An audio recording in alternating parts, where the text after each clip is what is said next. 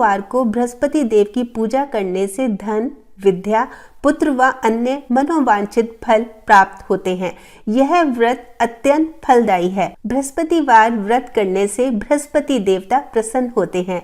बृहस्पतिवार व्रत कथा। पौराणिक कहानी के अनुसार प्राचीन समय की बात है, एक नगर में एक बड़ा व्यापारी रहता था। वो जहाजों में माल लदवाकर दूसरे देशों में भेजा करता था।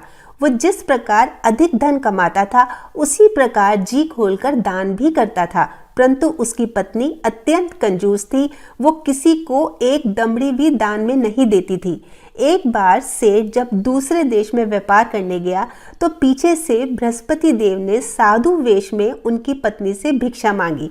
व्यापारी की पत्नी बृहस्पति देव से बोली, हे साधु महाराज, मैं इस दान पुण्य से तंग आ गई हूँ। आप कोई ऐसा उपाय बताएं जिससे मेरा सारा धन नष्ट हो जाए और मैं आराम से रह सकूं।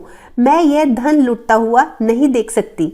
बृहस्पति देव ने कहा, हे देवी, तुम बड़ी विचित्र हो। संतान और धन से कोई दुखी होता है? अगर अधिक धन है तो इसे शुभ कार्यों में लगाओ। कुंवारी कन्याओं का विवाह कराओ, विद्यालय और बाग बगीचों का निर्माण कराओ। ऐसे पुण्य कार्य कराने से तुम्हारा लोक परलोक सार्थक हो सकता है। परंतु साधु की इन बातों से व्यापारी की पत्नी खुश नहीं हुई। उसने कहा, मुझे ऐसे धन की कोई आवश्यकता नहीं जिसे मैं दान दूं।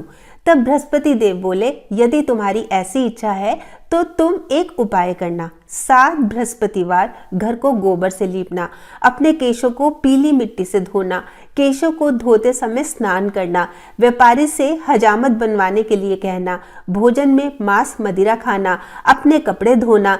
ऐसा करने पर तुम्हारा सारा धन नष्ट हो जाएगा। इतना कहकर बृहस्पति देव अंतर्धान हो गए। व्यापारी की पत्नी ने बृहस्पति देव के कहे अनुसार 7 बृहस्पतिवार वैसा ही करने का निश्चय किया। केवल 3 बृहस्पतिवार ही बीते थे कि उसकी समस्त धन संपत्ति नष्ट हो गई और वो परलोक सिधार गई। जब व्यापारी वापस आया, उसने देखा कि उसका सब कुछ नष्ट हो चुका है। उस व्यापारी ने अपनी पुत्री को सांत्वना दी और दूसरे नगर में जाकर बस गया। वहां वह जंगल से लकड़ी काट कर लाता, शहर बेचता। इस तरह वो अपना जीवन व्यतीत करने लगा। एक दिन उसकी पुत्री ने दही खाने की इच्छा प्रकट की, लेकिन व्यापारी के पास दही खरीदने के लिए पैसे ही नहीं थे। वो अपनी पुत्री को आश्वासन देकर जंगल में लकड़ी काटने चला गया। वहां एक वृक्ष के नीचे बैठकर अपनी पूर्व दशा पर विचार कर रोने लगा। उस दिन बृहस्पतिवार था। तभी वहां बृहस्पति देव साधु के रूप में सेठ के पास आए और बोले, हे मनुष्य, तू इस जंगल में किस चिंता में बैठा है? तब व्यापारी बोला, हे महाराज, आप तो सब कुछ जानते हैं। इतना कहकर उसने अपनी कहानी सुनाई और रो पड़ा। बृहस्पति देव बोले, देख बेटा, तुम्हारी पत्नी ने बृहस्पति देव का अपमान किया था, इसी कारण तुम्हारा ये हाल हुआ है। लेकिन अब तुम किसी प्रकार की चिंता ना करो।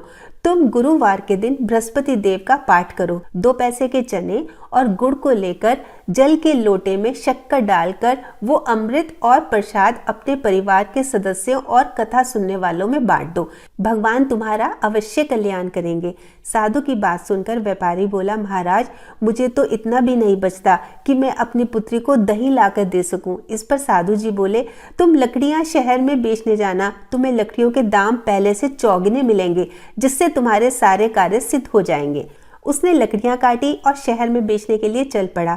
उसकी लकड़ियां अच्छे दाम में बिक गई, जिससे उसने अपनी पुत्री के लिए दही लिया और गुरुवार की कथा हेतु चना गुड़ लेकर कथा की और प्रसाद बांटकर स्वयं भी खाया।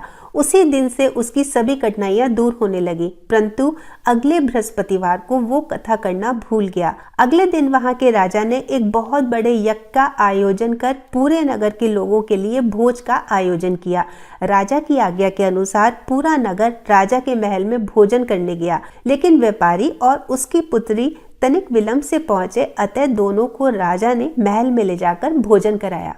जब वे लौट कर आए तब रानी ने देखा कि उसका खूंटी पर टंगा हार गायब है। रानी को व्यापारी और उसकी पुत्री पर संदेह हुआ कि उनका हार दोनों ने ही चुराया है। राजा की आज्ञा से दोनों को कारावास की कोठरी में कैद कर लिया गया। कैद में दोनों अत्यंत दुखी हुए। वहां उन्होंने बृहस्पति देवता का स्मरण किया।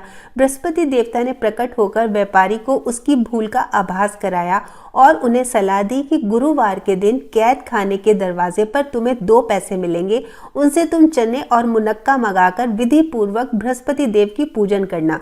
तुम्हारे सब दुख दूर हो जाएंगे। बृहस्पतिवार को कैद खाने के द्वार पर उनको 2 पैसे मिले।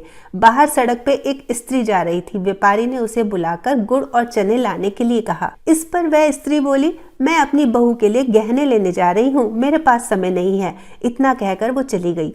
थोड़ी देर बाद वहां एक और स्त्री निकली। व्यापारी ने उसे बुलाकर कहा कि हे बहन, मुझे बृहस्पतिवार की कथा करनी है, तुम मुझे 2 पैसे का गुड़ चना ला दो। बृहस्पति देव का नाम सुनकर वो स्त्री बोली, भाई मैं तुम्हें अभी गुड़ चना ला कर देती हूँ। मेरा इकलौता पुत्र मर गया है, मैं उसके लिए कफन लेने जा रही थी, लेकिन मैं पहले तुम्हारा काम करूंगी, उसके बाद अपने पुत्र के लिए कफन लाऊंगी। वो स्त्री बाजार से व्यापारी के लिए गुड़ चना ले आई और स्वयं भी बृहस्पति देव की कथा सुनी। कथा के समाप्त होने पर वो स्त्री कफन लेकर अपने घर चली गई। घर पर लोग उसके पुत्र की लाश को राम नाम सत्य है कहते हुए शमशान ले जाने की तैयारी कर रहे थे। स्त्री बोली, मुझे अपने लड़के का मुख देख लेने दो। अपने पुत्र का मुख देखकर उस स्त्री ने उसके मुंह में प्रसाद और चरणामृत डाला। प्रसाद और चरणामृत के प्रभाव से वो पुनः जीवित हो गया। पहली स्त्री जिसने बृहस्पति देव का निरादर किया था, जब वो अपने पुत्र के विवाह हेतु पुत्र वधू के लिए गहने लेके लौटी और जैसे ही उसका पुत्र घोड़ी पर बैठकर निकला, वैसे ही घोड़ी ने ऐसी उछाल मारी कि वो घोड़ी से गिरकर मर गया। यह देखकर स्त्री रो रो कर बृहस्पति देव से क्षमा याचना करने लगी।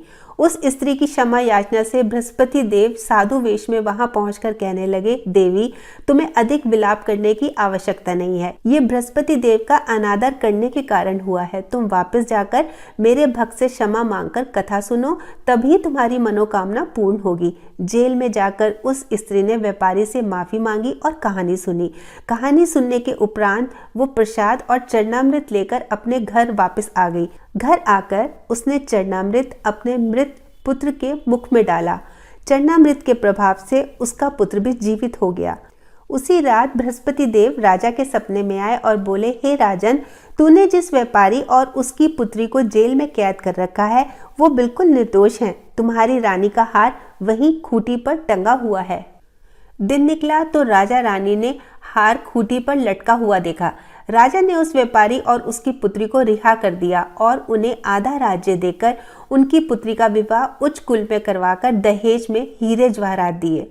जो सद्भावना पूर्वक बृहस्पतिवार का व्रत करते हैं एवं कथा पढ़ते हैं अथवा सुनते हैं और दूसरों को सुनाते हैं, बृहस्पति देव उनकी सभी मनोकामनाएं पूर्ण करते हैं, उनकी सदैव रक्षा करते हैं।